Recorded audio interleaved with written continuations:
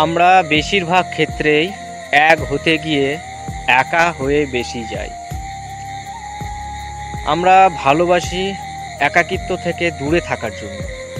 সময় দেই, সারাদিন ফোনে, সবসময় ব্যস্ত, সবসময় তার কথা মনে করা। তারপরে একটা টাইমের পর গিয়ে দেখা যায় যে তারা এক হতে গিয়ে আবার একাকিত্ব হয়ে যায়। বিশেষ তখন খারাপ লাগে যখন একা থাকার পর একা থাকা যায়, কিন্তু একটা রিলেশনশিপে যাওয়ার পরে একা থাকাটা আর সম্ভব হয় না।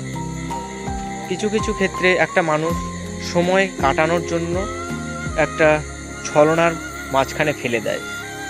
যখন তার মন ভরে যায় সেই মানুষটা তো চলে যায়, কিন্তু বিপরীত মানুষটা যে সত্যিকারে ভালোবেসে ফেলে তখন তার অবস্থাটা খুব খারাপ একটা জায়গায় গিয়ে দাঁড়ায়।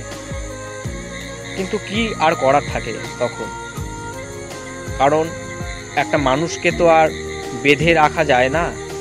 যে থাকার সে এমনি থাকবে, আর যে থাকার না তাকে তুমি হাজারটা চেষ্টা করেও আটকিয়ে রাখতে পারবে না।